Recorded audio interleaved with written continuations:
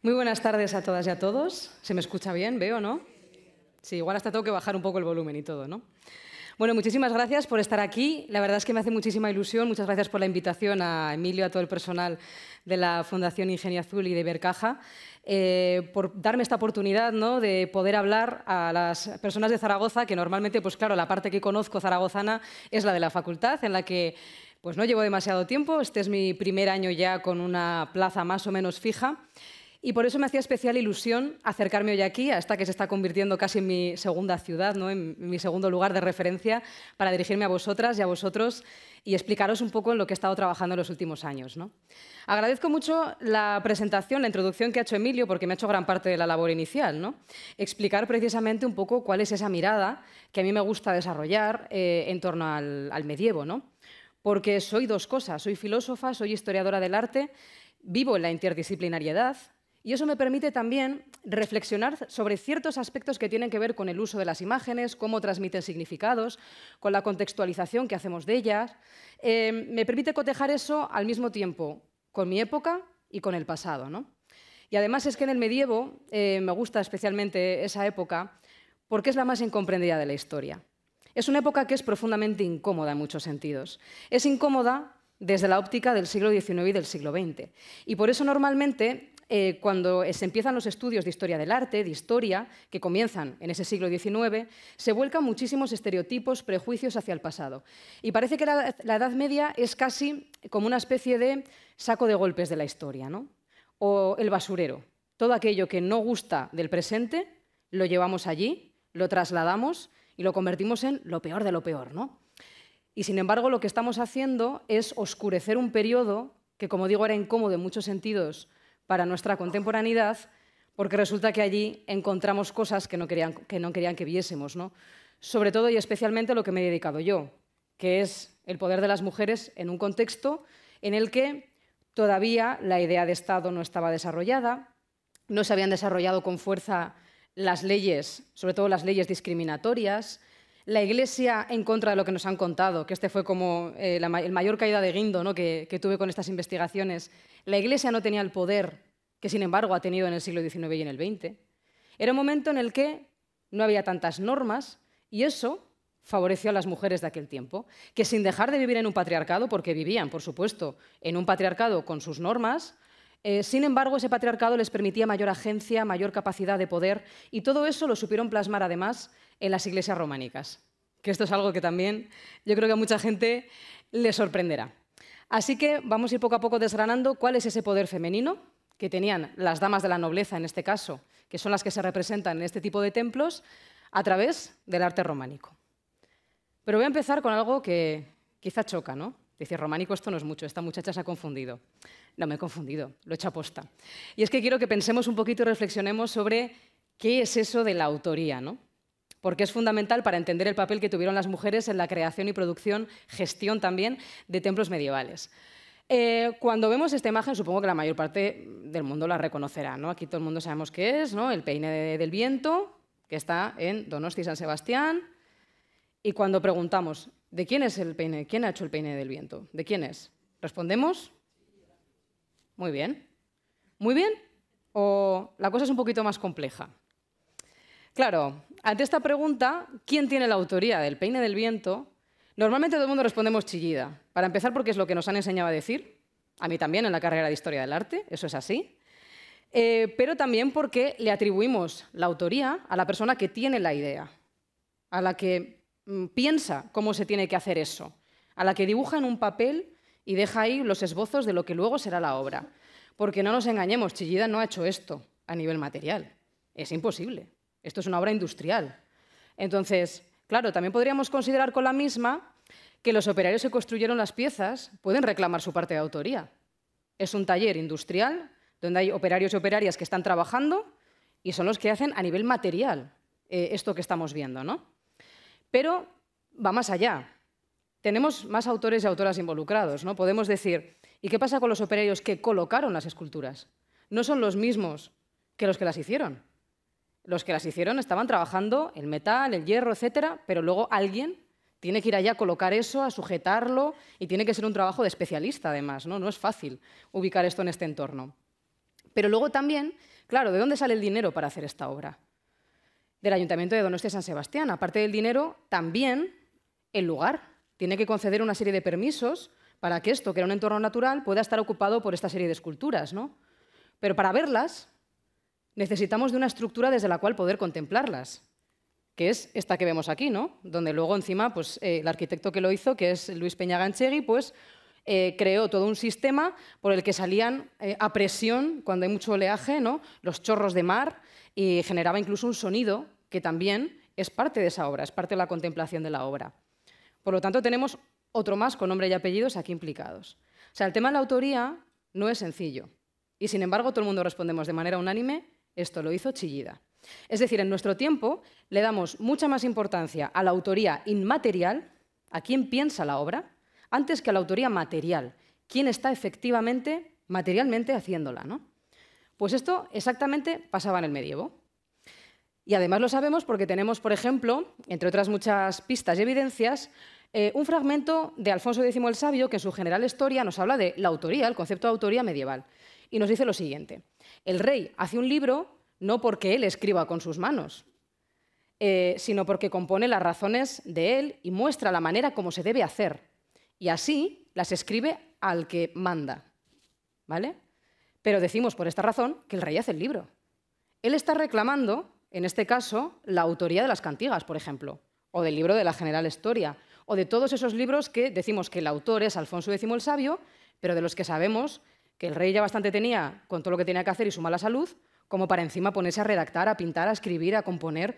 Es decir, parte de los poemas de las cantigas sí se podrían escribir a su autoría, porque como todo buen noble de la época hacía poesía, todos y todas, las mujeres también, la hacían, pero claro, está defendiendo el hecho de que él tiene el dinero, él puede dar la orden y alguien lo ejecuta, pero eso es suyo. Es decir, es Chillida. En ese paralelismo tiene la misma autoría que tiene Chillida. Y nos dice también, otro sí, cuando decimos que el rey hace un palacio o alguna obra, no es dicho porque él lo hiciese con sus manos, sino porque él mandó hacer y dio las cosas que fueran menester para ello. Y aquí es donde entran con fuerza las mujeres. No sé si habéis oído hablar alguna vez de la palabra matronazgo, probablemente hayáis oído hablar de la palabra patronazgo, con P. Sería algo muy similar, pero realizado por mujeres. Son mujeres mecenas de la Edad Media, ¿no? ¿Y por qué utilizamos el término matronazgo, que se acuñó hace unas pocas décadas para hablar de ellas? Pues porque es un término que se creó precisamente para explicar las características diferenciadoras de las mujeres como comitentes de obra de arte. Es decir, las mujeres ricas, de las clases altas, por el hecho de ser mujeres y ser de las clases altas, desde la antigüedad, llevaban haciendo una labor de matronazgo que ha sido muy invisibilizada por la historiografía posterior. Y esto es algo que vemos en las mujeres romanas, lo vemos en las mujeres medievales, con muchísima evidencia y fuerza en la documentación, en los rastros que dejan en los edificios, lo vemos durante toda la Edad Moderna, pero va decayendo un poco esta labor de matronazgo en el siglo XIX y en el siglo XX casi no nos llega. Ahora las señoras con mucho dinero pues, se dedican más a lo que antes se llamaba obras pías, que sería obras de caridad, ¿no? Pero nos queda una última matrona, que yo creo que todo el mundo lo conocemos, que es la baronesa Thyssen. La baronesa Thyssen cumpliría un poco con ese modelo de mecenazgo femenino, en la que ella, con sus recursos, monta un museo para que todo el mundo pueda disfrutar de él, monta, digamos, una estructura y, por supuesto, ¿quién aparece la primera en cuanto entramos al museo? Un cuadro de ella y su esposo, ¿no? Vale, quedaros con ese detalle porque las mujeres medievales hacían exactamente lo mismo, las romanas también, y todas las mujeres que han ejercido matronazgo, por supuesto, quieren salir en la foto, ¿no? Yo siempre digo, el que paga quiere salir en la foto. Bueno, pues el término matronazgo implica que estas mujeres, cuando realizaban ese tipo de acciones, es diferente que cuando un hombre realiza el patronazgo, porque en su caso está muy entrelazado con una serie de roles de género que se supone que tienen que hacer por el hecho de ser mujeres de esa clase social. Y vamos a ir viendo, paso a paso también en esta conferencia, por qué hacían ese tipo de obras, qué intereses satisfacían, porque eran unos intereses que eran propios, pero también eran colectivos, y sobre todo qué tipo de valores había detrás que las reforzaban a ellas en una posición de privilegio y poder dentro de su sociedad.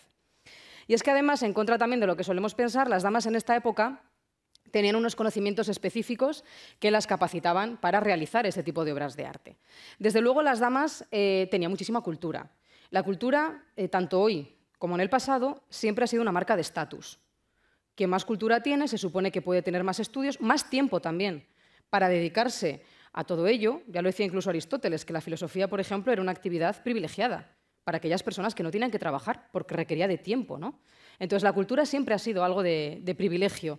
Y, por supuesto, en las clases altas siempre estaban favoreciendo todo ese tipo de aspectos que les diferenciaban del resto de la sociedad. Y así nos encontramos con que las mujeres medievales tenían una educación artística desde que eran pequeñas. Se les enseñaba sobre todo bordado, canto, literatura, poesía. Literatura y poesía que normalmente tiene un carácter oral, al menos en los siglos que yo estudio, los siglos XI al XIII, que son los siglos del románico.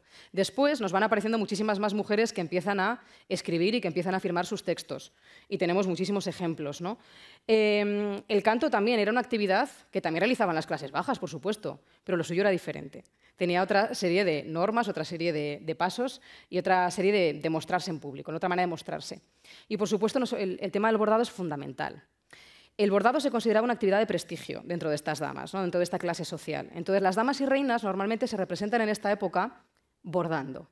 A finales de la Edad Media cambiarán el bordado por otra cosa, por un objeto que también les daba prestigio y era evidencia de su creatividad y de su capacidad intelectual. Aparecen con libros. Esto sobre todo ya en los siglos XIV y XV, ¿no? Es decir, también escribían y también leían. Pero el bordado capacita como una actividad que es creativa, sobre todo a la hora de pensar cómo realizar un mensaje a través de las imágenes, cómo hacer la composición, qué materiales utilizar, porque a veces no nos han llegado muchos textiles de estos, lamentablemente. Pero muchas veces sabemos que utilizaban, a través de la documentación o de los vestigios que nos han llegado, hilos de oro, de plata, materiales que eran preciosos. Es decir, hacían textiles caros, tapices con los que luego decoraban sus iglesias, decoraban sus palacios o las tumbas de sus ancestros. Entonces, eso es una labor artística que ellas aprendían a realizar desde pequeñas. También, por supuesto, tenían educación administrativa, eran señoras feudales, administradoras de negocios, rentas, señoríos. Por supuesto, van a saber dirigir un taller. No hacen otra cosa más que mandar, ¿no? Desde que nacen. Desde que nacen no, desde que se casan, que esto es importante. Y luego también tienen una educación religiosa un poquito más esmerada que los hombres, ¿no? Eran transmisoras de la fe, propietarias de libros de contenido religioso, propietarias de reliquias. Todo esto es lo que nos dice la documentación que hacían las mujeres. ¿Y por qué hacían esta labor de matronazgo? ¿Por qué creaban edificios, obras públicas, obras de arte? Todo esto tenía un propósito. Nadie se gasta muchísimo dinero en algo porque sí. Siempre tiene un motivo detrás. Entonces, normalmente los motivos que se esconden detrás de estas acciones de matronazgo son porque, bueno, pues podían hacer un regalo de mediación para solucionar un conflicto entre dos familias o entre un obispado, en el caso de las reinas, entre un obispado, por ejemplo, y la monarquía. Pues hacen un regalo artístico y eso también prepara para la conversación y acalla un poco los ánimos. Buscaban, por supuesto, beneficios en el más allá.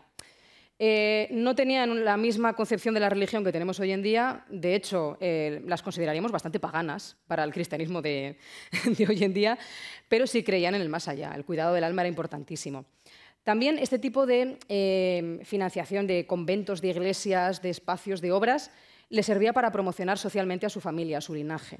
Entonces, el hecho de pagar un convento costosísimo y poner allí a la orden monástica que le gusta a la reina o al rey de turno, eso implica que se va a promocionar tu linaje y que el rey o la reina te va a tener en consideración y te lo va a devolver en privilegios. Entonces, casi siempre, y a mí es la parte que más me gusta, hay política detrás de estas acciones y se puede rastrear.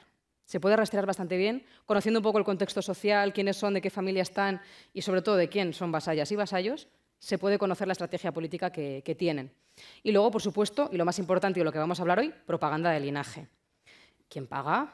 Se quiere exhibir bien, ¿no? Si pagas un edificio, un convento, una iglesia, vas a poner imágenes que desde luego te dejen bien a ti y a tu familia.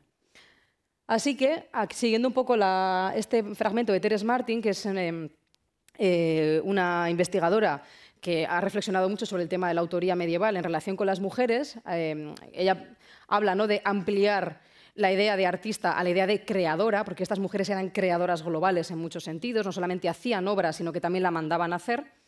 Ella dice lo siguiente, ¿no? En cualquier circunstancia, la promoción del arte y de la arquitectura en la Edad Media requiere de un compromiso significativo de financiación y, por lo tanto, era siempre una elección deliberada. No hay nada puesto al azar, aunque nos lo parezca. Todo está pensado y bien pensado porque es una inversión muy fuerte de dinero. Las y los historiadores del arte deben investigar las razones detrás de tales elecciones y el modo como estas decisiones contribuyeron a los objetivos sociales y políticos de un individuo o grupo. El arte aporta la evidencia concreta y material para comprender los intereses y deseos de las mujeres medievales, tanto espirituales como mundanos. Así que vamos a hacer un poco lo que nos dice Teres Martin, a indagar detrás de los edificios románicos, de esa iconografía que se repite tantas veces en tantos lugares distintos, qué es lo que hay, sobre todo en lo que se refiere a la representación femenina, ¿no? Y vamos a ver cuáles son sus intereses, sus ideas, su manifestación del poder a través de las imágenes. Para ello tenemos que empezar a reconocerlas. Las damas normalmente aparecen ataviadas de esta manera, ¿no? Ellas llevan una especie de toca con un barbuquejo por debajo que sujeta ese sombrero, y tenemos la inmensa fortuna de que la vestimenta estaba muy codificada en época medieval, extremadamente codificada. Entonces nadie podía vestir como le diese la gana. Tenías que vestir en orden a tu género y tu clase social. Entonces esto ya nos indica que todas las mujeres que veamos con esa toca son mujeres de la nobleza y además casadas, porque esta es la vestimenta propia de las mujeres casadas. Por lo tanto, sin hacer demasiado esfuerzo, cuando las vemos al lado de un hombre, podemos intuir que quizás su pareja. El matrimonio, ¿no? Aquí se representa la idea del matrimonio. Los hombres nobles tienen el pelo todos igual, también el pelo estaba codificado. Entonces tienen como el flequillo recto, melenita como por aquí y a veces incluso detrás de las orejas, normalmente. Unas trazas que hoy en día pues quizá no nos parecieron un poco extrañas, ¿no? Pero tenían que ir así, obligatoriamente. Y esto es genial porque, como digo, nos permite identificar cuando vemos las imágenes medievales quién aparece realmente, ¿no? Entonces, eso me permitió identificar, sobre todo en el territorio del País Vasco, que es de donde yo vengo y el lugar que más he investigado en este sentido, donde tengo más estudiado las relaciones que había entre la nobleza, la iglesia y sobre todo las grandes familias que dejaban sus imágenes, pues todo esto nos está hablando siempre de la misma clase social. Tenemos que enfocarnos ahí, ¿no? Y es que hay una cuestión que se desarrolla en toda Europa en esta época, que no es demasiado conocida a nivel popular y que incluso a nivel académico tampoco es demasiado conocida del todo, ¿no? Y sin embargo para mí es fundamental, que es el hecho de las iglesias privadas. Las iglesias no eran de la iglesia. Los procesos de parroquialización, de que una iglesia es de un obispado, eso empieza muchísimo más tarde. Empieza a partir del siglo XVI y es un proceso que sigue en pie hoy en día, con el tema de las inmatriculaciones. O sea, esto es un proceso histórico que se puede rastrear muy bien. Pero ¿qué pasa en esta época? La Iglesia tiene muy poquito poder. Era una estructura que todavía estaba, bueno, en ciernes, ¿no? Quien tenía realmente el poder eran las clases laicas, las clases nobiliarias. Entonces, ¿quién va a construir las iglesias? Pues quien tiene el dinero y el poder para hacerlo, que van a ser estas clases, ¿no? Sobre todo las mujeres. Y ellas aparecen normalmente, en la documentación que tenemos de esa época, aparecen como las propietarias de estos templos. A veces donan unas pequeñas rentas a algún monasterio para que recen por su alma, pero es una donación, es una especie de contrato, es para que recen por su alma y la de sus familiares, ¿no? Ese es el encargo que le hacen a los monjes, pero el edificio sigue siendo suyo. Además, a través de esas donaciones y testamentos, se ve que gestionan esas iglesias. Ellas toman decisiones con respecto a ellas, ¿no? Si la voy a vender, claro, era un bien que se podía vender, se podía heredar, se podía parcionar. A veces te encuentras que hay muchas personas propietarias de una iglesia por temas de herencias o por otras cuestiones. Entonces era un bien que funcionaba como molino. Y también ahí se recaudaban muchísimas rentas, que iban la mayor parte de ellas para la familia y luego también pues, para sufragar los gastos del templo. Igual, contrataban un sacerdote que normalmente era un primo que le sobraba, un primo, un hijo segundón, algún hombre de la familia que no le iban a casar y dijeron, pues bueno, pues tú aquí y haces algo, ¿no? Y en otras ocasiones eran mujeres, seroras, freilas, benitas, que estaban también ayudando a las mujeres a hacer los rituales en el interior, ¿no? Que es una figura que también fue desapareciendo con el curso del tiempo. Entonces, estas iglesias privadas, que nos encontramos muchísimas, sobre todo en las zonas rurales, que es donde han sobrevivido en gran medida, funcionaban como panteón familiar. Es decir, en cada pequeño pueblo había una familia relevante, que no tenía por qué ser una gran familia, pero lo suficientemente relevante como para tener dinero y poder construir, hacer una empresa constructiva de este calibre, normalmente encima de un cementerio, que esto es muy significativo porque su función principal iba a ser albergar las tumbas familiares, y ahí pues, las mujeres hacían sus rituales de difuntos, de los que luego hablaremos. Entonces, claro, estos edificios que son privados, en los que no hay nadie de ningún obispado supervisando nada, que sobre todo han sido hechos por las mujeres, porque ellas son las protagonistas de los rituales de difuntos y las que van a hacer los rituales dentro, ¿no? Porque al final funciona como un panteón. Obviamente la iconografía que nos encontramos es iconografía que tiene que ver con ese mundo nobiliario. Es más, en el País Vasco, que es un lugar en el que la circunstancia histórica que había en ese momento en el que sabemos que no había ninguna influencia del obispado, que estaba en Calahorra, que había rebeldía por parte de las clases nobiliarias, de las mujeres, que cuando el obispo quería meter mano en sus iglesias privadas y pedirles rentas, decían que no. La población de Álava fue excomulgada hasta en 2 ocasiones durante el siglo XI-XII por no querer donar las rentas al obispo. Es decir, estaban en rebeldía contra eso, ¿no? Ahí es un lugar donde no hay mucho poder religioso y nos permite ver bien ese tipo de iconografía. Por eso muchos de los ejemplos que os voy a traer son de esa zona, porque ahí es donde vemos que no hay ningún elemento religioso y todo el discurso es el discurso de las clases nobiliarias. Y, por supuesto, las mujeres que pagan se representan. Tenemos infinidad de retratos de damas y de nobles, como ya hemos visto, pero vamos a señalar un poco los de damas, en algunos lugares muy señeros. En la portada de Tuesta, que está en Álava, tenemos una portada espectacular. Ya esta es del siglo XIII, final del románico tardío. Aquí está la señora representada, en el lugar más sagrado de todos y como apagado, rodeada de una corte celestial. Está rodeada de ángeles. Aquí es una foto un poquito mejor, ¿no? O vemos, por ejemplo, estas 2 mujeres que me encantan, que están en la iglesia de Miñano Menor, en uno de los ventanales, ¿no? Aparece aquí una muchacha, porque además es más joven que la otra, y aquí vemos una señora de más edad. Quizá madre e hija, pues tampoco lo podemos afirmar 100%, pero normalmente estos edificios eran familiares. Los hacían las mujeres en nombre de toda la familia. Entonces, pues normalmente lo habitual es que aparezcan los familiares. Tenemos matrimonios, como en la iglesia de Otazu, que se ve muy bien, ¿no? Aquí el peinado que tiene cada uno de ellos. Esta es una iglesia en que la portada, la única decoración que tiene es este tipo de decoración vegetal y luego el rostro de la dama y el rostro del caballero. O sea, cuando entras ya directamente te están recibiendo. Te están diciendo, este es nuestro espacio, ¿no? Y es que, claro, estamos en un momento en el que todavía no se había inventado la heráldica. Entonces, como no había una heráldica que identificase a las familias, la estrategia que tenían antes de esa invención, a finales del siglo XII, ya XIII, para el XIV ya encontramos mucha heráldica, pero en esta época todavía no. Entonces, la estrategia es representar los rostros de las personas comitentes, los rostros de las personas que han pagado, ¿no? Y los rostros femeninos y masculinos. Y nos encontramos también incluso retratos familiares. Este linaje pude saber quiénes eran por un pleito del siglo XVI, en el que les habían quitado los sepulcros de la iglesia al párroco, en ese momento en que ya, pues después de Trento, empiezan a cambiar un poco las tornas y empieza a endurecerse el control de las iglesias, y gracias a ese pleito pues pude descubrir que la familia originaria, la que había pagado ese templo, era la familia Torrezábal. Entonces, ¿qué hay en la portada? En la portada de la iglesia nos encontramos un noble, nos encontramos 3 mujeres, cada una de ellas con un tocado distinto. Porque a principios del siglo XIII incluso hay moda con los tocados.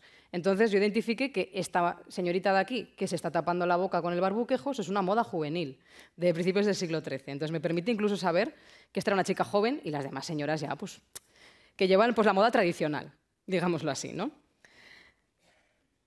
Y si hay un lugar que nos permite hablar de cómo era ese mundo de la nobleza y donde todo se traslada a imágenes, es la iglesia de Alaiza, que es un lugar que a mí me parece absolutamente fascinante y único a nivel europeo. Fue descubierta estas pinturas, que vemos aquí, pinturas del siglo XII, hace unos 30, 40 años aproximadamente, y generaron muchísimo desconcierto, porque todo el mundo se esperaba encontrar en el ábside de una iglesia escenas que tuviesen que ver con lo religioso. Y sin embargo aquí nos encontramos con que hay una sede de un castillo, hay un montón de figuras de caballeros que están participando en eso, hay figuras de mujeres, muchas de las cuales identifiqué, porque igual investigadores anteriores por lo que sea no las estaban viendo, y aparecen escenas incluso trepidantes de acción, como este intento de asesinato aquí. Bueno, son unas pinturas fascinantes y, como digo, que nos hablan precisamente de ese mundo de la nobleza del siglo XII que tenía sus iglesias privadas y en las cuales plasmaba su mundo, ¿no? Aquí sobre todo nos sirve para reflexionar sobre la memoria del linaje. Porque claro, estos espacios que normalmente eran panteones, servían principalmente de panteón familiar, donde en la zona del presbiterio, la zona más sagrada, estaban los sepulcros de los ancestros, de las personas fundadoras, todo el discurso estaba apoyando una serie de valores nobiliarios, ¿no? Y le estaba enseñando también a los sucesores y a las sucesoras qué era lo que tenían que hacer como miembros de ese grupo social. De este modo, en estas pinturas, aunque no lo parezca, están implícitos los valores de la nobleza del siglo XII, ¿no? Y aquí hay que atender a una cuestión de clase social y de género. Todas las escenas que aparecen son de la misma clase social. No tenemos ningún campesino, nadie que pertenezca a la iglesia, nada, siempre la misma clase social. Y también nos habla de lo que se supone que tenían que hacer las mujeres y lo que se supone que tenían que hacer los hombres. Y esto es importante, son roles de género, es decir, mandatos sociales que no siempre se cumplían.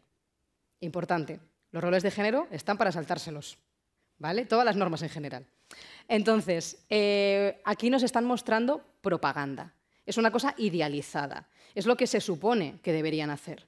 Pero luego cotejamos la vida real y en la vida real nos encontramos todo tipo de casuísticas, ¿no? Se supone que todos los hombres tenían que ir a la guerra y las mujeres a hacer otro tipo de cosas. Y luego nos encontramos porque las mujeres también participan en la guerra o que también los había que no querían ir a la guerra y se escapaban, por ejemplo, ¿no?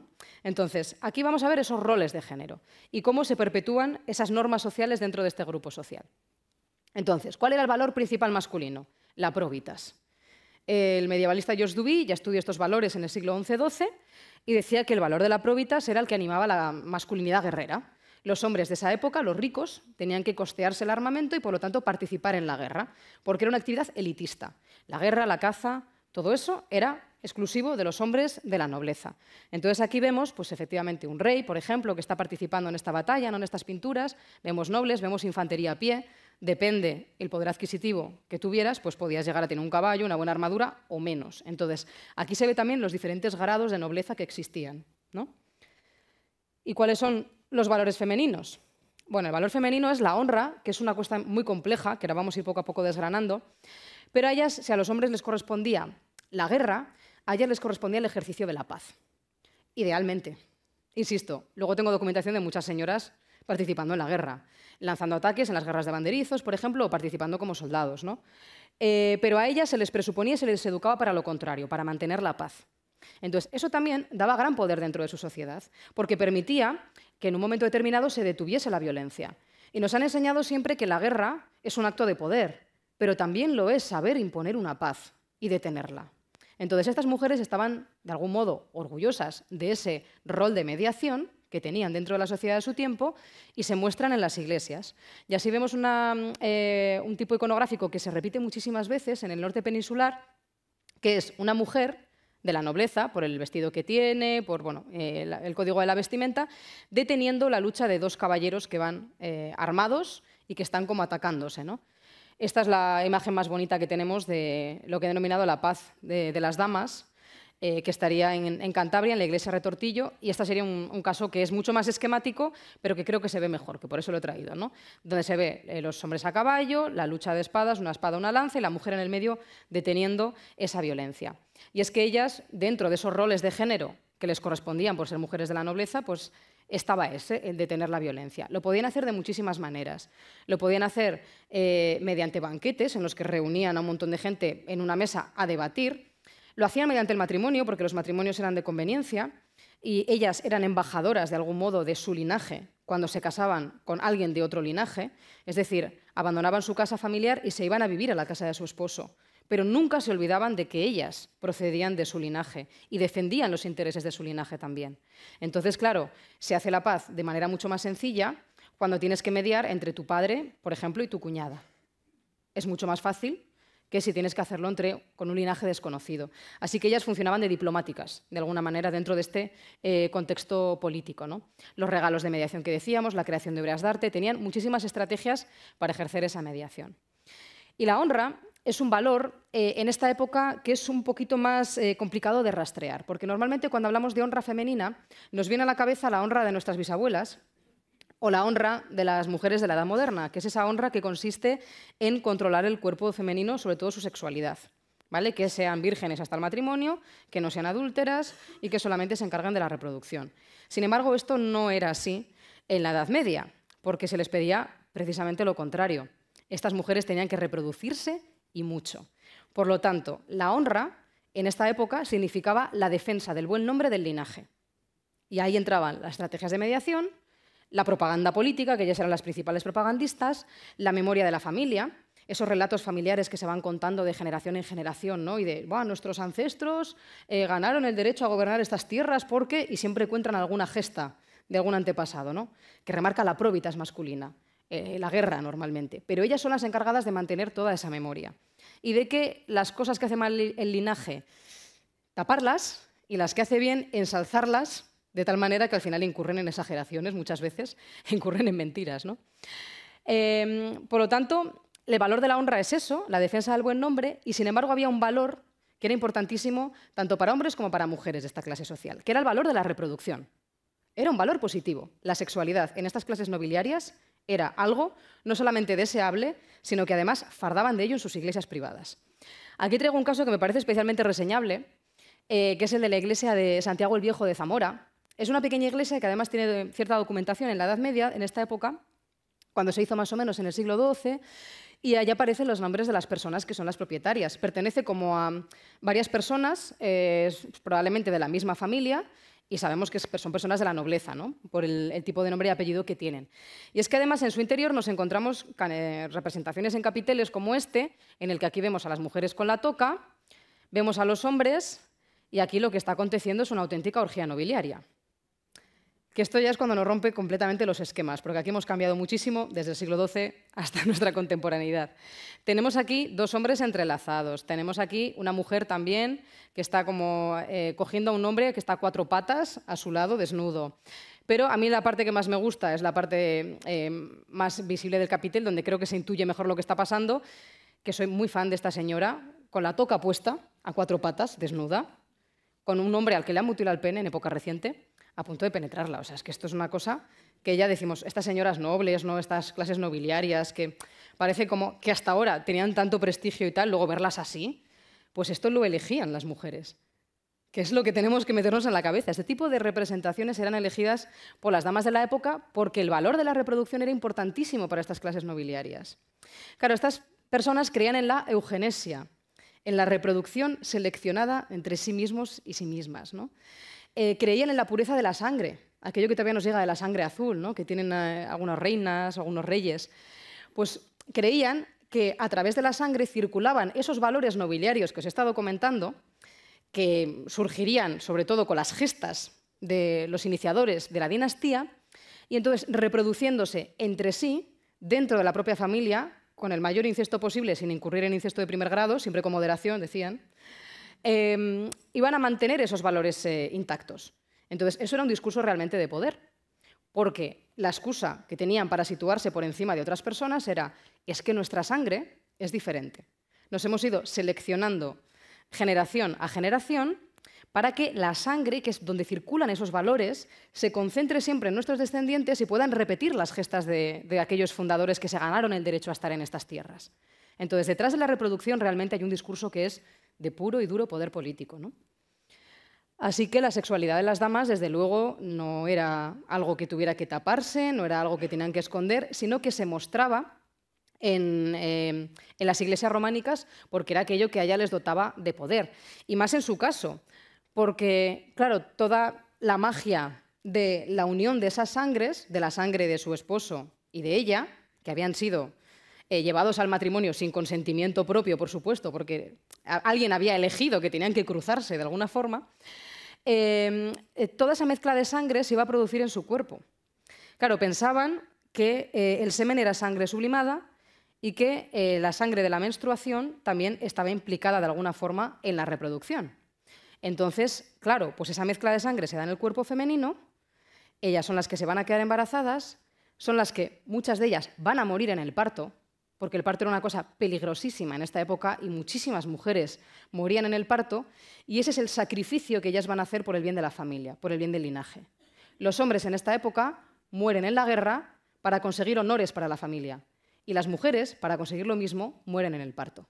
Así que ellas lo van a considerar también como algo de prestigio, como algo que a ella les da un lugar dentro del linaje y de cara a la sociedad, porque el poder político pasa de una generación a la siguiente a través de esa mezcla de sangres que se produce en su propio cuerpo.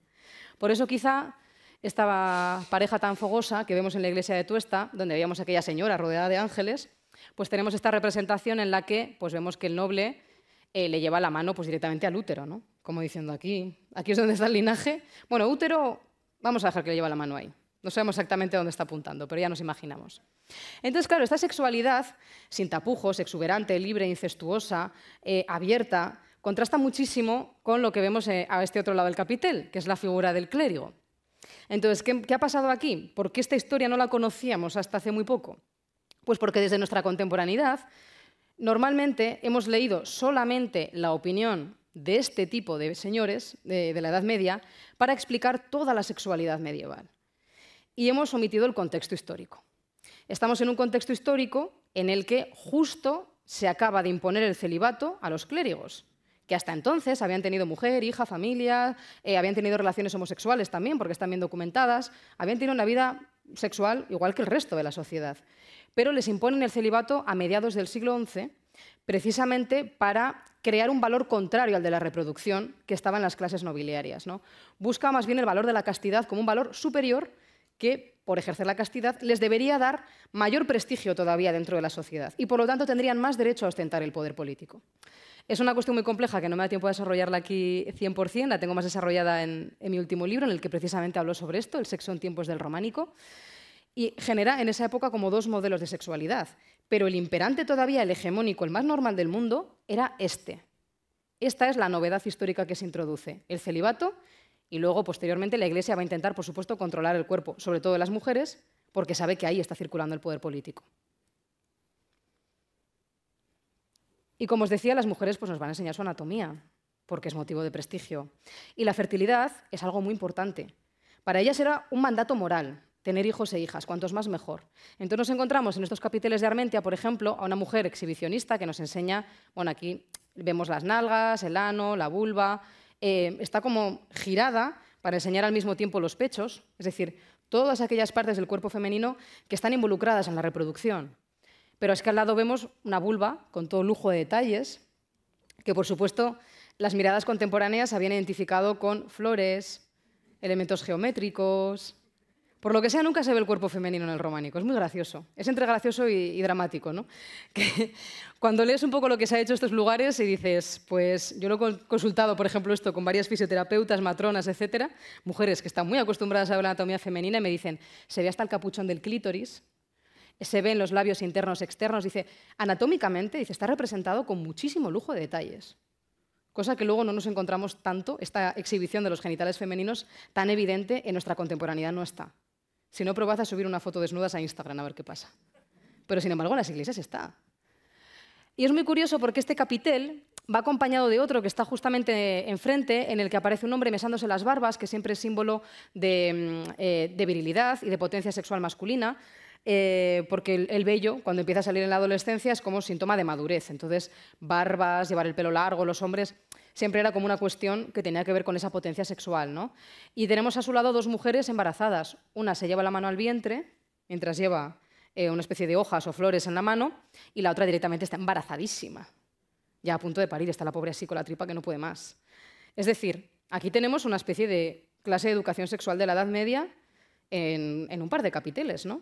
Diciendo exactamente cómo es el cuerpo femenino, cómo funciona, lo que tiene y lo que pasa, y cómo sirve la reproducción. Entonces, aquí hay muchísimas ideas implícitas que tienen que ver con la reproducción, con la fertilidad, etc.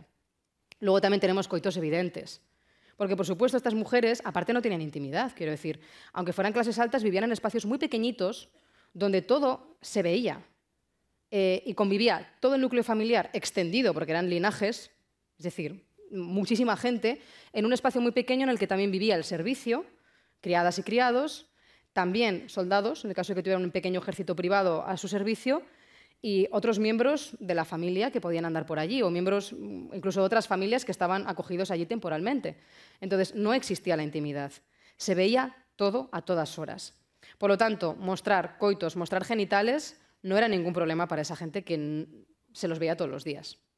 De hecho, tampoco, ni siquiera era una cuestión de erotismo. Hoy en día se han leído muchas estas imágenes como si fuesen imágenes eróticas o pornográficas. Y, sin embargo, nada más lejos de la realidad. Sus deseos eróticos iban por otro lado. Pero ver genitales, eso era una cosa que era tan cotidiano que por ahí no iba el deseo de estas personas. Y además, en estas escenas de coito, lo curioso es que siempre aparece la misma clase social, normalmente. A veces también hay curas en esta misma posición, y monjes. Entonces esto ya entraría para otro tema, otra charla, de por qué aparece eso ahí, porque al final también el celibato pues, estaba para incumplirse y casi nunca lo cumplían. Y bueno, pues aquí vemos a esa mujer, esa dama, con el caballero, que están ahí entrelazados. Hay escenas que son absolutamente explícitas, como la de la orgía nobiliaria que os he enseñado antes, pues tenemos muchas de esta índole, ¿no? Y es que, claro, la reproducción era importante y por lo tanto la mostraban tal cual, ¿no? Y además también tenemos que entender un poco, para comprender una serie de representaciones que os voy a mostrar ahora y que tienen que ver con el poder, por qué se representaban de esta manera, ¿no? Hay que entender un poquito cómo eran las creencias reproductivas. En los siglos del Románico funcionaban sobre todo las teorías médicas galénicas y hipocráticas de la antigüedad, que podían discrepar en algunas cosas, pero creían ambas teorías que los órganos sexuales femeninos eran como los masculinos, pero a la inversa, como si fuera a darle la vuelta a un calcetín, para que nos hagamos una idea. Todo era exactamente igual, pero hacia adentro. Entonces, esto, que es un error científico, sin embargo, trajo consecuencias bastante inesperadas. Y es que, claro, pensaban que las mujeres, para reproducirse, necesitaban que hubiese una semilla que se expulsase, exactamente igual que los hombres, ¿no? Entonces, ambas teorías postulaban la existencia de una especie de esperma femenino que se emitía con el orgasmo. Entonces, para estas señoras que tenían que reproducirse mucho, que era un valor moral, es decir, era obligación moral mantener relaciones sexuales todo el rato con su marido para quedarse embarazadas las más veces posibles. Tenían que tener, por lo tanto, muchísimos orgasmos si querían concebir. También estas teorías tienen una contrapartida negativa. Si por lo que sea, como mujer te habían violado y te quedabas embarazada, la legislación a partir del siglo XIII dictamina que será que en algún momento te gustó. Entonces, claro, era una prueba que eximía de alguna forma al violador si tú te habías quedado embarazada, ¿no? Con ese tipo de creencias médicas que había detrás. Entonces, para concebir era necesario que tuviesen un orgasmo. Y diréis, ¿y por qué nos cuenta todo esto? Pues por este tipo de representaciones. Claro, nos encontramos también en el románico a los hombres de la nobleza normalmente representados de esta guisa, ¿no? Con un falo gigante, muy desproporcionado para sus cuerpos, siempre en estado de erección. Y podéis decir, ¿eso qué tiene de relevante? Pues que, por ejemplo, en la antigüedad, en Roma, los hombres de las clases nobiliarias se representan siempre con el pene muy pequeño y flácido. O sea, que ha habido un cambio mental, ¿no? Importante que separa un momento del otro. Y aquí, claro, nos da un poco la pista el canon de Avicena. Avicena, por ejemplo, nos dice: no es vergonzoso para el médico hablar del aumento del pene o del estrechamiento de la parte receptora y del placer femenino, pues se trata de causas que contribuyen a la generación. Dice, las mujeres tienen que tener placer. Y él lo asociaba, pues un poco de manera reduccionista, con el tamaño del pene. Entonces, en efecto, dice, la pequeñez del pene constituye a menudo un obstáculo para el placer y la emisión femeninos. Ahora bien, si la mujer no emite esperma, no hay engendramiento. Entonces, sabiendo esto, ¿cómo se representan los hombres de la nobleza de esta época? Pues con penes enormes, diciendo, yo estoy haciendo ese valor de la reproducción, por mí no va a ser si mi señora no se queda embarazada, ¿no? Yo estoy haciendo todo lo posible y quiero que se note y que se evidencie. Hay muchísimas, muchísimas escenas, sobre todo de hombre y mujer, que aparece esa pareja nobiliaria, él representado de esta guisa, que además he traído esta imagen porque me parece que ya aquí el humor hila muy fino en la Edad Media, ¿no? Si os fijáis en la forma que tiene la barba, que os he dicho que es un síntoma de virilidad, está claro, ¿no? No hace falta que diga nada más. Sí, también era gente que tenía muchísimo sentido del humor, y a veces se lo negamos, pero tenía muchísimo sentido del humor. Pues los hombres se suelen representar de esta guisa, pero las mujeres de esta otra. Claro, estos son, insisto, mujeres de la nobleza. Es como si fuésemos al museo de la baronesa Thyssen y la primera foto que vemos de ella es esta. Es que ahí hay un choque cultural entre nuestra contemporaneidad y la Edad Media que es brutal. Y hacen esto precisamente, y con ese gesto, porque yo decía, ¿por qué todas las mujeres de esta época se representan mostrando la vulva y con las piernas detrás de las orejas? Pues también tiene que ver con el poder femenino, con la reproducción y con ese valor nobiliario. En el Thesaurus Pauperum, que es un libro como de medicina casera que tiene todo el mundo en su casa, habitualmente, ¿no? Quiero decir que no era una obra muy rara, que era una obra que me la he encontrado, pues, por ejemplo, en el País Vasco, me la he encontrado en librerías, o sea, en bibliotecas que tenían personas nobiliarias en Vitoria, sin ir más lejos. Quiero decir que era un libro que todo el mundo tenía, es el tesoro de los pobres, donde se dan recetas de todo tipo, desde tengo la gota y a ver qué remedio me aplico, hasta quiero tener hijos o quiero abortar. Hay de todo, ¿no? Entonces ahí aparecía un consejo para quedarse embarazada, que es del médico del siglo X Al-Razi, realmente viene de ahí, según el cual las mujeres debían levantar las piernas de cierta manera para favorecer la concepción. Y esto, las mujeres que han estado en ese proceso de quedarse embarazadas, seguramente reconoceréis esta postura, porque todavía se sigue diciendo, ¿no? Justo después del coito, procura levantar un poco las piernas para ayudar a la gravedad, ¿no? Pues eso es un consejo viejísimo que se lleva dando desde la antigüedad a todas las mujeres que se quieren quedar embarazadas y que aparece aquí representado. Entonces, esto, que muchas veces ha sido interpretado como algo obsceno, como pecaminoso, como erótico incluso, no tiene absolutamente nada que ver con todo eso. Tiene que ver con la fertilidad, con la reproducción, con el mandato de estas clases nobiliarias de que tienen que perpetuar el linaje. Por lo tanto, es un valor moral positivo y esto, aunque hoy en día nos cueste un poco entender, da prestigio a estas mujeres. Y lo más, rizando un poco más el rizo, ¿no?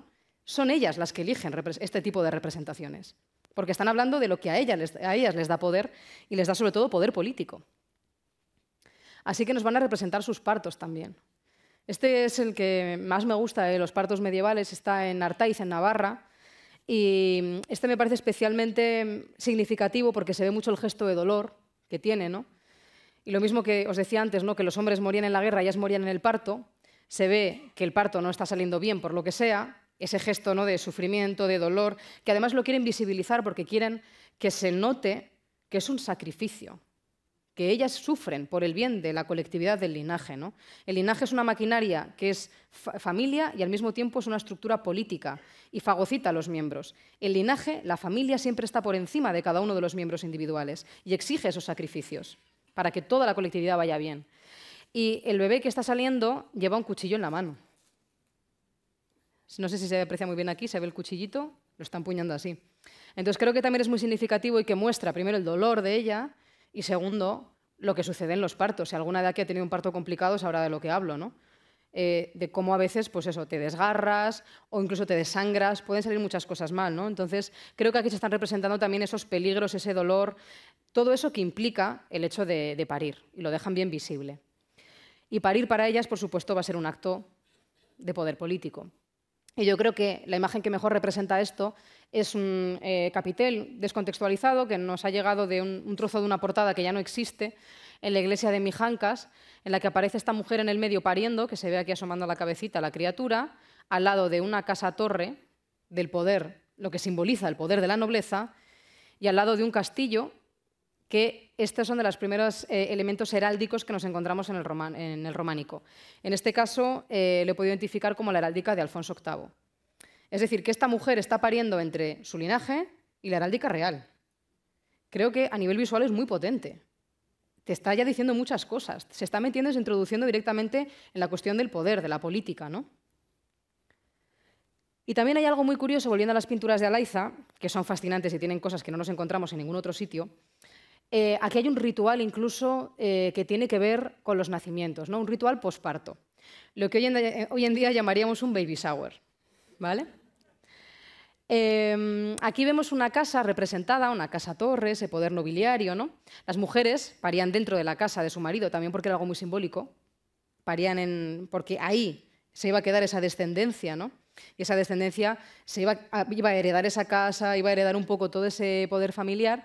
Aquí tenemos una mujer con un cuchillo en la mano, que ya sé que se ve muy poquito porque hay que sacar una fotografía, ampliarla bien para que se vea, posiblemente una partera, porque dentro del instrumental para los partos, que aparece muchísimo en el románico, uno de los elementos fundamentales era el cuchillo, por si las cosas salían bien, para cortar el cordón umbilical, y si las cosas salían mal, practicar una embriotomía, que no os voy a decir lo que es, que ya cada cual se lo imagine, o bien para hacer una cesárea, lo cual en ambos casos implicaba o bien que la criatura había muerto durante el parto y había que sacarla de allí como fuera para salvar a la madre, o bien que la madre había muerto, porque las cesáreas se practicaban con la madre muerta, porque no sobrevivían a una cesárea, obviamente, en esa época, e implicaba que había que intentar salvar la vida de la criatura. O sea, es que el mundo de los partos medievales es muy duro. Y aquí tenemos una serie de mujeres, todas ellas, ¿no?, que llevan, bueno, de forma muy esquemática, porque estas pinturas están hechas con un solo color. Pero aquí se intuye esas tocas que llevan todas ellas, el vestido, por supuesto que las identifica como esas damas de la nobleza, y llevan objetos en la mano, ¿no?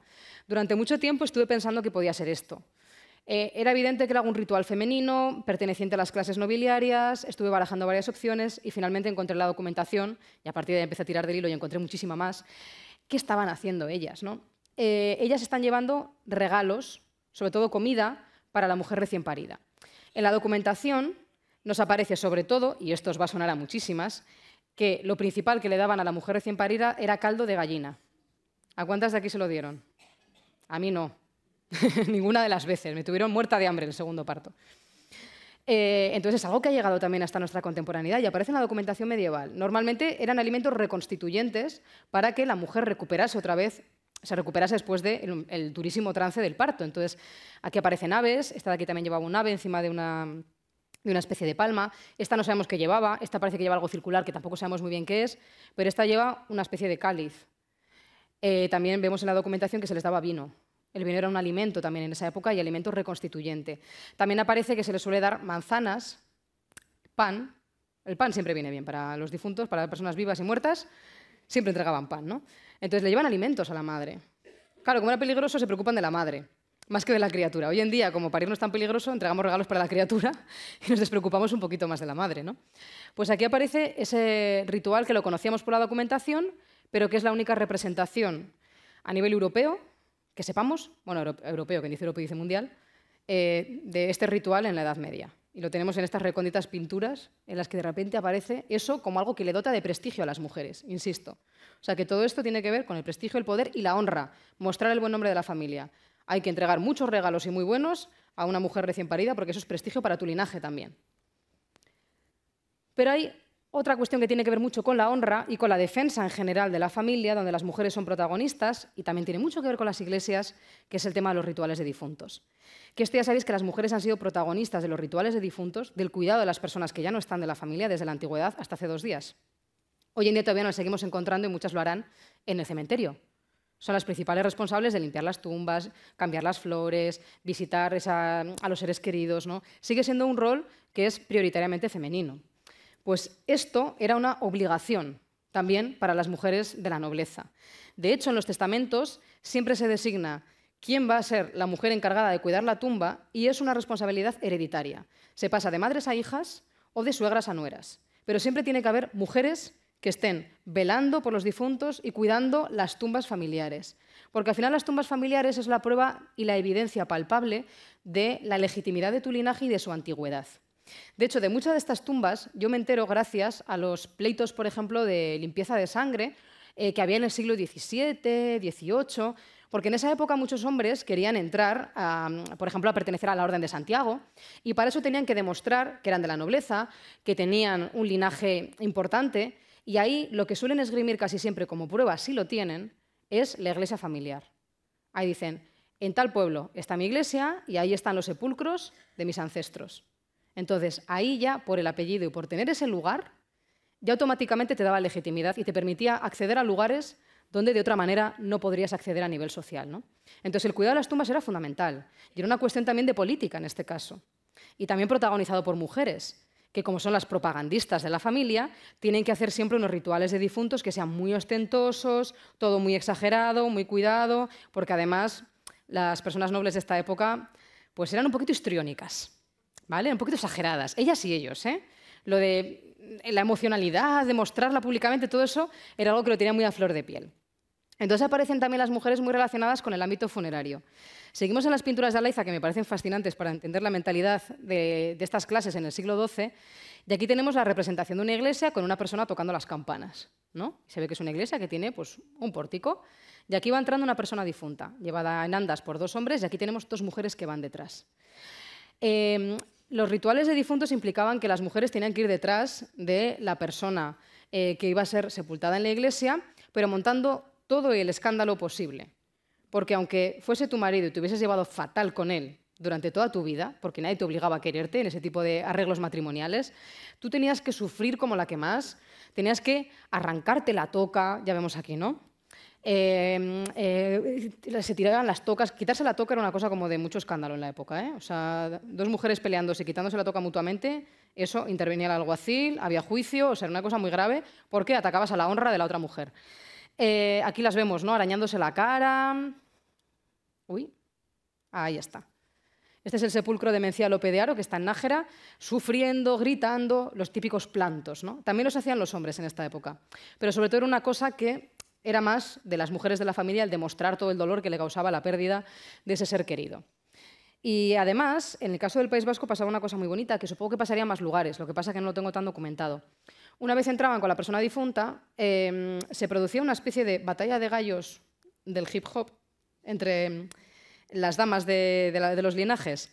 Es decir, se colocaba la mujer que iba a representar el relato familiar o iba a guardar la memoria de la persona difunta, se colocaba pues, al lado del sepulcro Y en un ambiente público, con todo eso a rebosar de gente, empezaba a contar un poco pues, las circunstancias de la muerte de esa persona.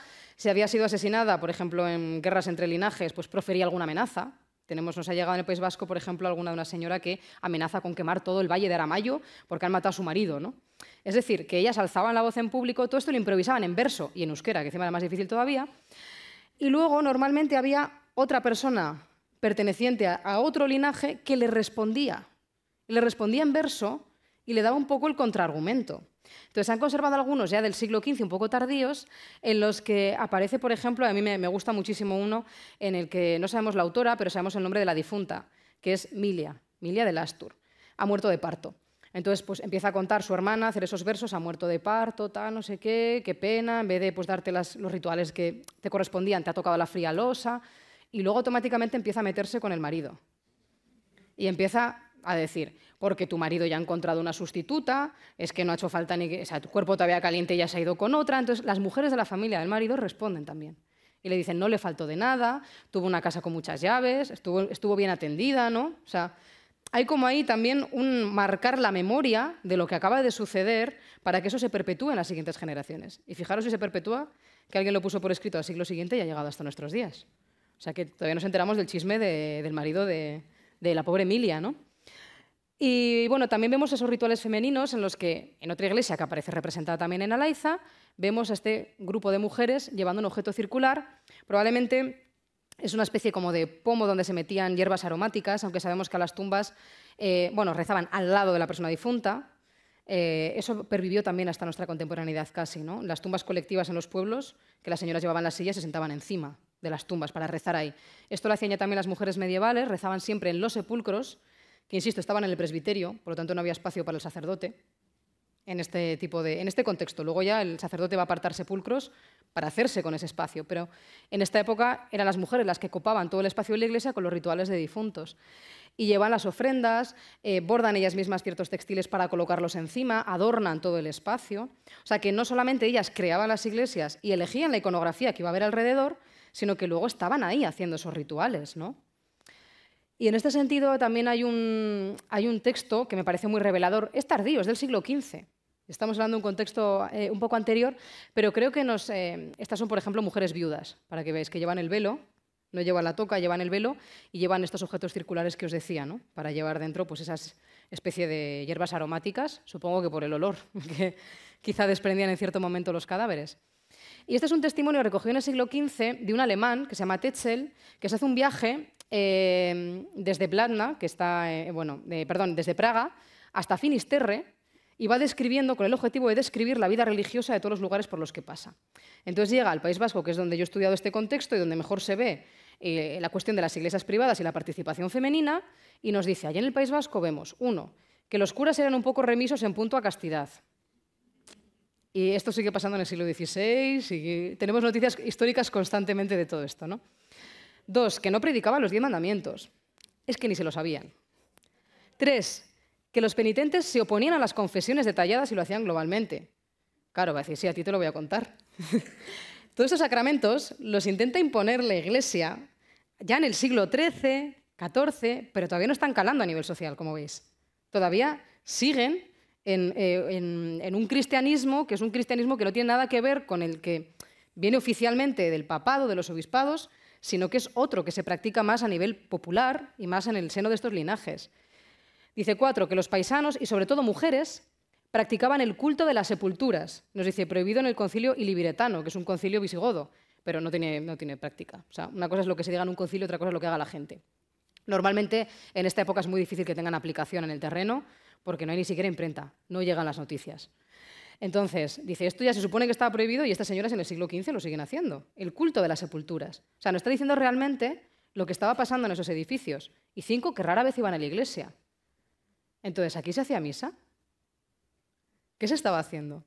Se estaban haciendo únicamente rituales de difuntos protagonizados por mujeres y todavía vemos que es un momento en el que el poder religioso no ha llegado, no ha calado a muchísimas zonas. Y esto, que yo lo estudio sobre todo en el caso del País Vasco, que es donde controlo más la documentación, lo vemos en toda Europa y lo vemos también repetido en otras zonas de España, incluso de Portugal. Pero son contextos que hace falta pues, estudiarlos más en profundidad. Yo me he centrado en uno para poder estudiar bien en detalle, pero veo también ese matronazgo, veo ese tipo de representaciones, veo ese tipo de debates entre un poder y otro que se están desarrollando en esta época y que todo eso tiene su plasmación en las iglesias románicas. Entonces, esto nos convierte en las iglesias, esas iglesias privadas, ojo, no los monasterios, que tienen otro funcionamiento distinto, no las iglesias catedralicias, que eso, por supuesto, hay un poder episcopal ahí, sino estas pequeñas iglesias rurales donde solamente vemos representaciones de damas y nobles. Esas iglesias privadas son espacios que en esta época están absolutamente feminizados. Son ellas las que eligen las que deciden construirlo, son ellas las que eligen la iconografía, las que demuestran y muestran allí los valores nobiliarios que se supone que tienen que cumplir, otra cosa es que lo hagan, las que perpetúan la memoria del linaje a través de todas esas imágenes que están ahí, recordando qué es lo que tienen que hacer, recordando las gestas de los antepasados, creando discursos legitimadores en su interior a través de los rituales de difuntos, y son ellas las que finalmente las están usando principalmente. De hecho, allí los hombres, por la documentación que veo posteriormente también, prácticamente no entraban, y si entraban, se situaban en las esquinas, porque los sepulcros estaban en el medio y eran las mujeres las que estaban haciendo allí todos esos rituales. Entonces, esto creo que nos cambia un poco, sobre todo ese teocentrismo medieval que nos han contado y que a mí fui la primera sorprendida cuando, según iba investigando, me iba dando cuenta de que ese poder que nos han dicho que estaba tan presente no lo estaba tanto y, de hecho, estaba en tensión, en lucha. Y es que, claro, a veces se nos olvidan que las sociedades del pasado son diversas, como la nuestra. En nuestra sociedad conviven muchas personas que tienen diferentes conceptos, diferentes ideas, diferentes maneras de entender la sexualidad, de entender la religión. Esto pasaba también en la antigüedad y pasaba también en la Edad Media. Entonces, a través del arte románico es como he podido rescatar un poco esa voz que no habíamos prestado mucha atención, que es la voz de las mujeres, que a veces históricamente tienen dificultad para mostrarse en los textos, pero que sin embargo a través del matronazgo encontraron la vía perfecta para mostrar todo su mundo, sus intereses, su cosmovisión a través de las imágenes. Muchísimas gracias.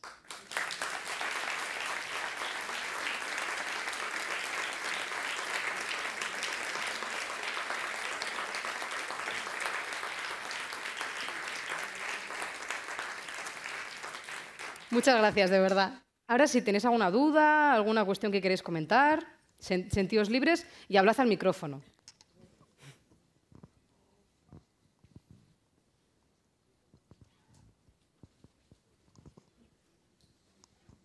O habéis entendido todo o no habéis entendido nada, una de dos. Sí, en serio. Ay, me hace mucha ilusión.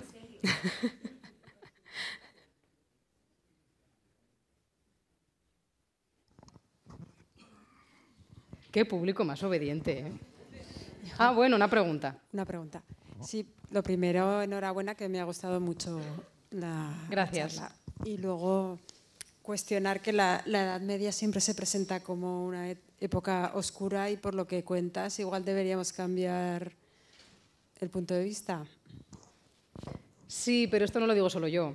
O sea, quiero decir, es un clamor dentro del mundo de la historia del arte menos, pero es un clamor desde el punto de vista de las historiadoras y historiadores, que esto lo sabemos desde hace muchísimo tiempo. Sabemos perfectamente, porque vamos a la documentación original y vemos cosas que en el siglo XX en este país hubieran sido impensables, como todo esto que estamos comentando, incluso en la actualidad, son impensables. Nos parecen como muy rompedoras y muy modernas y decimos, esto realmente es muy antiguo, ¿no? Entonces, efectivamente, se sabe perfectamente que es en el siglo XIX, con los valores ilustrados, que la Ilustración se vendió muy bien, pero luego lo que trajo para la población no era tan bueno. Ahí es cuando empiezan a crear un discurso histórico que, por supuesto, subraya esos valores que son propios de la Ilustración. Pero la Ilustración, claro, está dirigida por un grupo de hombres minoritario que tiene unas características muy determinadas y concretas. Son blancos, europeos, tienen poder adquisitivo. Normalmente vienen de la nobleza, aunque bueno, eso irá cambiando poco a poco, ¿no? Pero son siempre de un sector muy privilegiado. Y tienen un proyecto que implica la degradación de los derechos de las mujeres en la práctica, porque una cosa son las ideas revolucionarias iniciales, pero recordemos que Olympe de Gouges, que dijo, ¿y los derechos de las mujeres qué pasa? Le cortaron la cabeza. Y supuso también el arranque y el inicio del colonialismo, con todo lo que implica, ¿no? Entonces, ahí es verdad que se nos ha vendido muy bien esa época porque son los que crearon el relato que tenemos ahora, Y se pusieron, por supuesto, muy bien, pero claro, luego viendo un poco en la documentación te das cuenta de que no, de que el siglo XIX fue una época muy terrible para la mayor parte de la población, pero que si te vas a la Edad Media, a ver, teniendo en cuenta pues, lo que te podías morir de parto, de una infección, ¿vale? Teniendo en cuenta eso, que tampoco era aquello la panacea, pero pues las personas igual tenían más capacidad de agencia, no le voy a llamar derechos, porque tampoco existía un poco muy bien ese término, pero más capacidad de hacer en su sociedad, ¿no? Y las clases bajas tampoco estaban tan mal, y las mujeres tampoco estaban tan mal dentro de que ese orden también existía, ¿no? Pero bueno, con ciertas margen de maniobra, podemos decirlo. Entonces, obviamente, los historiadores del siglo XIX no quieren que eso se sepa. Y lo que hacen es lo que se quiere hacer cuando se quieren ocultar ciertas cosas. Fake news. Si esto no lo conocemos. Confusión, caos, no saber qué es cierto. Entonces, con la Edad Media han hecho eso. Todo el rato han creado un montón de estereotipos. Por ejemplo, el derecho de pernada, os sonará, ¿verdad? Invento del XIX. No está demostrado en la Edad Media. No está demostrado. Todo se basa en un documento en el que ponen como exageración que un noble muy malo al que le quería meter en un juicio había hecho eso. Pero es una exageración y es el único documento. No existe el derecho de pernada. O lo del cinturón de castidad, lo habréis oído. O otro invento del XIX. Es decir, se inventan cosas, se inventan mitos sobre la Edad Media para, bueno, pues hacer una Edad Media mucho más terrible de lo que fue. Y también porque creían en una historia progresiva, que va como de menos a más. Entonces, siempre, eso ideológicamente es muy potente, porque claro, siempre estás en el mejor de los mundos posibles. Y como estás mucho mejor que en el pasado, ¿para qué te vas a rebelar? ¿No? Si ahora estamos bien, fíjate cómo estaban antes. Entonces, eso también es un discurso histórico que contribuye a legitimar un orden social dado, ¿no?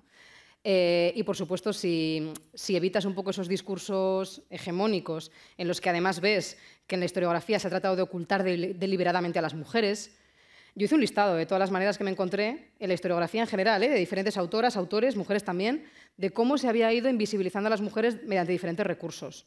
Hice un listado, los empecé a compartir públicamente en redes sociales y ahora incluso los he publicado en una guía para incluir a las mujeres en el relato de la historia. Es decir, pillé todos estos trucos, os los expongo para que sepáis que efectivamente lo que han dicho historiadoras y historiadores del siglo XIX-XX, no por mala fe, sino por seguir ciertas tradiciones, por seguir cierto conocimiento que estaba dado por sentado, pues sin querer han ido replicando. Y no se han dado cuenta, pero han hecho todas estas estrategias para invisibilizar a las mujeres. Yo me voy a la Edad Media, rasco un poco en un documento y me salen mujeres por todos los lados. Pero luego no están en los libros. Esa es la diferencia. Están en la documentación original, están en las imágenes, no aparecen en nuestros libros. Así que esa es un poco la tarea. Volver otra vez a revisar todo ese conocimiento que teníamos tan sabido y tan aprendido, porque cuando ejerces esa crítica y dices, vamos a poner en suspenso quién ha dicho qué, tal, vamos a verlo otra vez. Revisas todo, lo vuelves a mirar y te sale una historia completamente diferente. Sí. Perdón, el micro.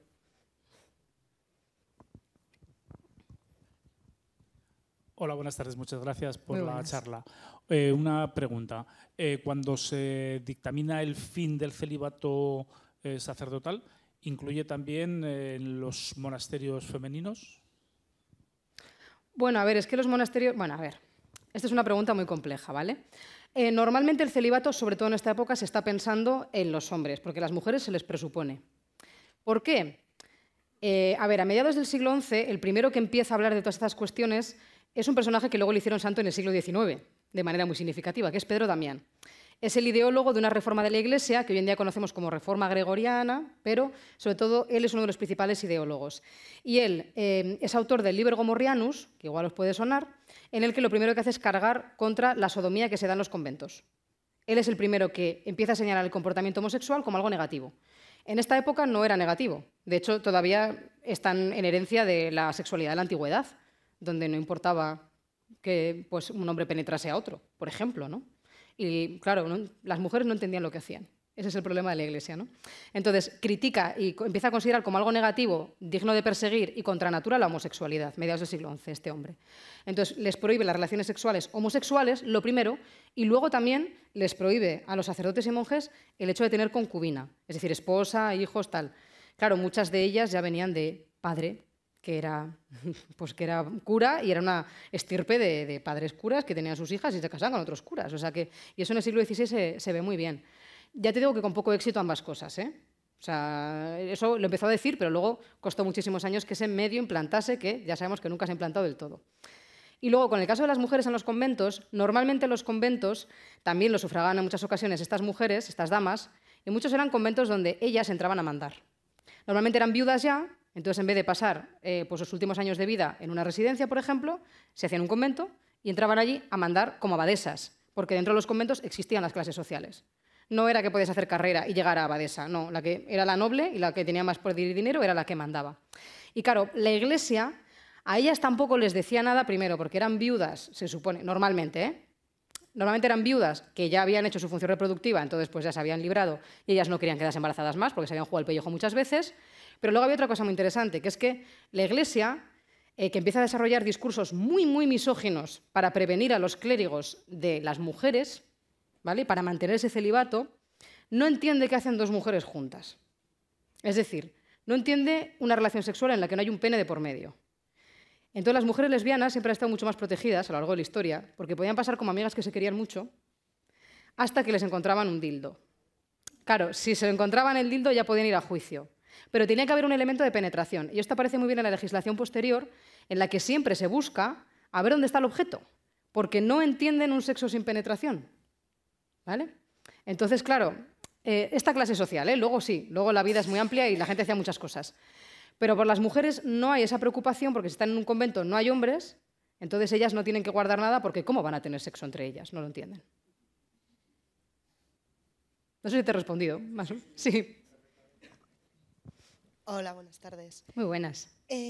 Yo dos cosas. Lo que has comentado sobre el tema de los documentos, que cuando empiezas a rascar, bueno, yo con esto siempre me acuerdo de la que fue mi profesora de Historia de las Mujeres, que dijo, Carmina. Carmina. Ay, mi referente.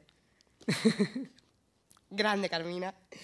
Que nos señalaba mucho eso, que podías coger un documento y no estar buscando mujeres y no las veías, pero si ya buscabas, era cuando las veías. Claro. O sea, sin embargo, con los hombres no pasa. O sea, tú presupones que te vas a encontrar por ahí señores haciendo cosas, ¿no?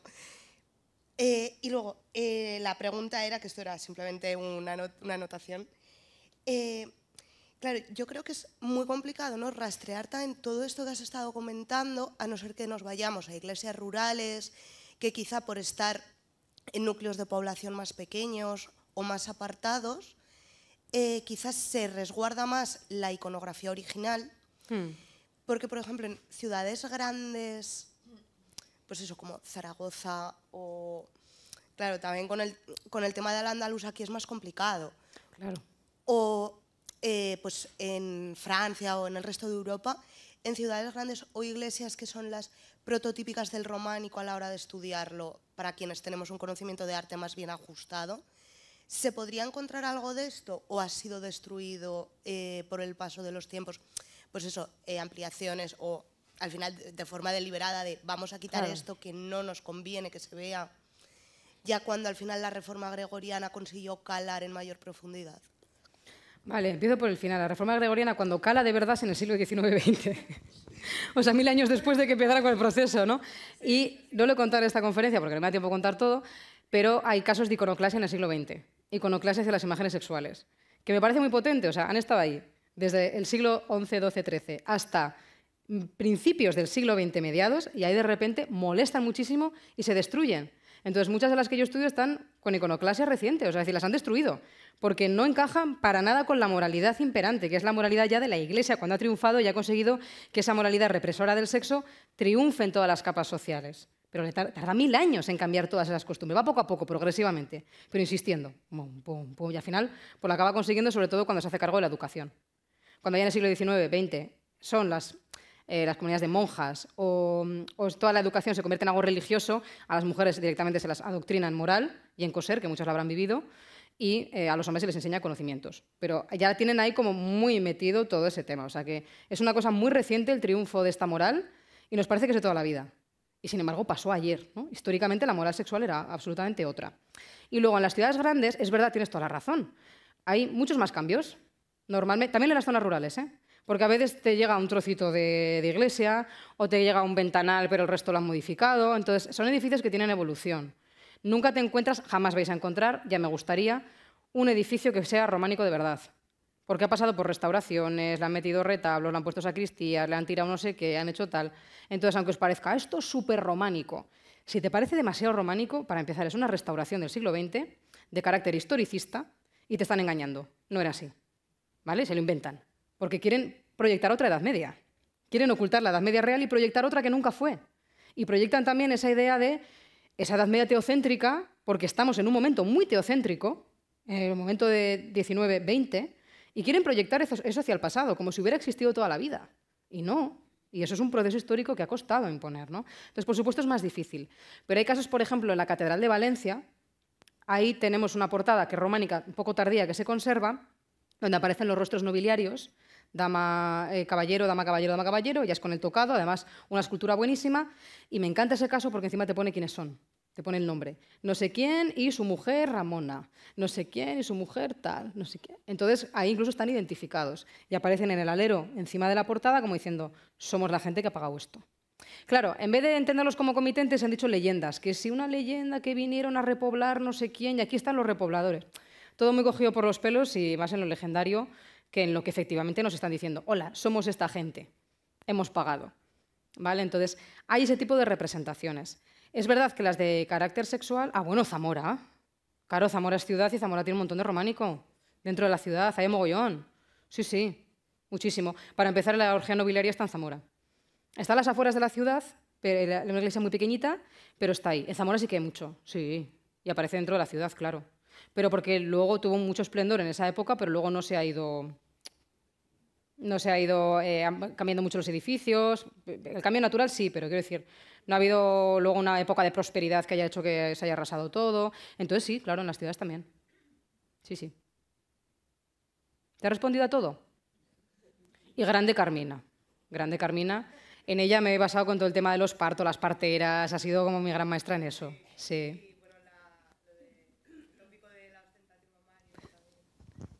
¿Cómo quieres que lo cuente? Ha dicho ostentatio mamarum. Esto es una cosa que investigó Carmina García Herrero, que era profesora de aquí, se jubiló hace no muchos años, profesora de aquí de la Universidad de Zaragoza, de Historia, gran pionera y referente de los estudios de género en la Edad Media en este país, y increíble persona, por si me está escuchando, que lo sepas, Carmina. Y ella hablaba de algo que encontró, una labor de mediación, de la que no os he hablado, pero que es muy vistosa, que es cómo las mujeres mostraban los pechos, las mujeres nobles, para detener un conato de violencia.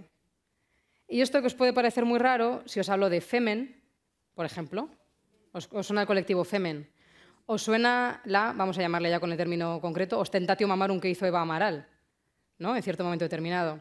Es decir, el cuerpo femenino en la Edad Media tenía poder político. Entonces, en un momento determinado de violencia, las mujeres se quitaban a veces los trapos de los pechos, sobre todo pues, cuando era un hijo el que estaba cometiendo esa violencia. Hay un caso que ella narra muy bien, el de Graciana, no me acuerdo ahora bien. Hay un pleito que ella sacó, investigó, y en el que se veía pues, que su hijo iba a matar a su esposa, ¿no? Un caso de malos tratos, bueno, también, no sé, era un caso muy complejo, no voy a entrar. Entonces ella va corriendo a la casa y para evitar que matase a su esposa, lo que hace ella es tirarse al suelo, quitarse el trapo de los pechos, enseñarle los pechos, no decir al hijo, con esta te he criado, ¿no? En plan de, para ahora mismo, no la mates. Y fue efectivo porque no paró, se quedó en shock el muchacho y no hizo nada. Y lo mejor de todo es que la Virgen María aparece representada así también. La Virgen María en muchos juicios finales, que es algo que también investigó mucho Carmina, algunos de ellos incluso, hay en el claustro de Pamplona el sepulcro de un obispo donde aparece la Virgen enseñando los pechos. Claro, la Virgen es la mediadora. Ella copia, en esta época medieval, copia los roles de género de las mujeres de la nobleza y de las reinas. Luego ya la Virgen María se le va a ir dando muchas vueltas a lo largo de los siglos, pero en esa época el modelo es el de la regionalidad, el de las reinas, y las reinas ejercían la mediación, y ella aparece como mediadora en el más allá. Entonces, para salvar a las almas de la pobre humanidad incauta, ¿no? Lo que hace es enseñarle los pechos a su hijo. Entonces está Cristo y aparece la Virgen enseñando los pechos, y Cristo ya indicando a las almas, vale, pues les perdono porque mi madre me ha enseñado los pechos, entonces pasad directos para el cielo. Y eso es un rol, algo que hacían las mujeres en la Edad Media y que vemos que se sigue haciendo de vez en cuando, pero la clave está siempre en usarlo como un gesto de poder político, como hizo Eva Amaral. El de Eva Amaral es que es un caso de manual, porque lo hizo con una reivindicación política detrás. Entonces, esos pechos ya no pueden ser sexualizados, porque están en un contexto en el que ella los muestra con dignidad, con poder y manifestando pues una idea clara detrás, ¿no? Y eso es lo que hacían exactamente las mujeres medievales. Y por lo que se ve, pues quería que lo contásemos. Es que está guay lo de la ostentatio mamarum. Está guay. Así que ya sabéis, ¿eh? Tomad nota. ¿Eh? Ah, Rigoberta Bandini, claro, ese lema también, efectivamente. ¿Tenéis alguna cosa más?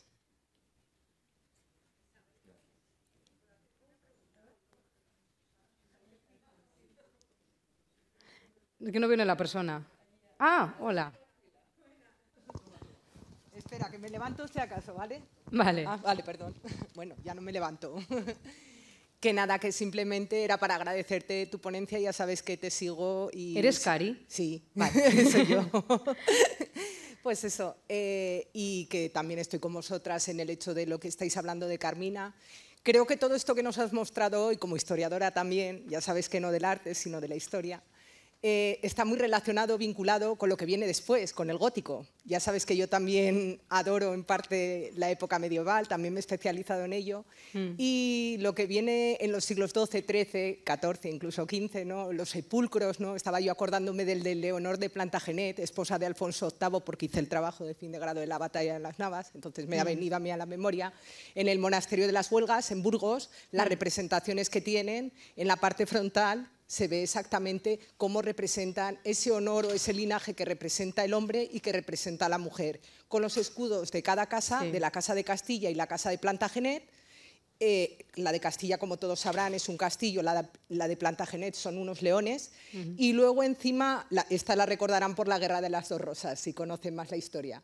Y luego encima de la de él hay un crucifijo resaltando la preeminencia de la guerra y de la guerra por Dios, de la ideología cristiana que hay en ese momento, y de ella dos ángeles sujetándola, como subiéndola al cielo. Era como representando cada uno de los valores y de los honores que representaban los linajes que habíamos visto representados en las iglesias que tú nos mostrabas, ¿no? Recuerdo también la de el sepulcro de Catalina de Aragón y también la mediación, por ejemplo, de Leonor de Alburquerque, ¿no? Que fue también reina de Aragón y que se desplazó a Portugal para frenar una guerra.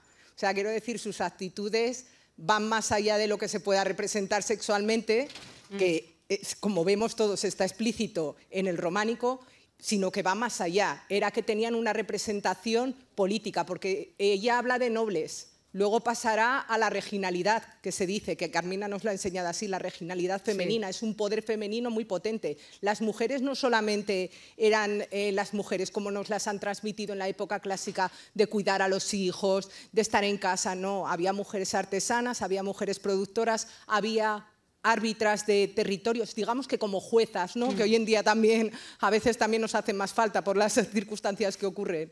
Entonces, es muy difícil que toda esta historia que se nos ha vertido hasta ahora no la podamos nosotros contrastar y decir y fundamentar, como está haciendo ahora Isabel o hacemos otros investigadores, con propuestas científicas, siendo que hay gente que está vertiendo bulos a través de redes o a través de otras cosas, tergiversando todo y manipulando todo lo que es la historia verdadera. Entonces, en este sentido, yo te muestro mi apoyo, que sabes que lo tienes, porque, claro, me duele muchas veces las circunstancias, porque las mujeres no simplemente ni éramos objeto, ni somos objeto, ni éramos solamente ángeles del hogar, que eso ya es otra construcción que ya viene desde la época clásica, sino que también había educadoras, porque ahí tenemos a Christine de Pizan. Y ahora se ha descubierto también, no sé si has leído, hay un artículo de Historia National Geographic, de que había traductoras, copistas... Las escribas, que de repente casi todos los libros, resulta, de la Edad Media habían sido copiados por mujeres. Por eso, muchísimas gracias, y disculpa.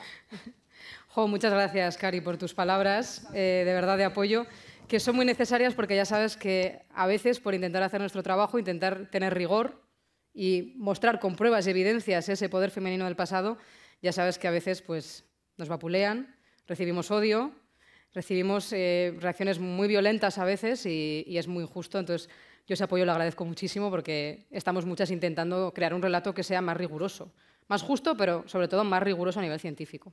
Gracias, Cari.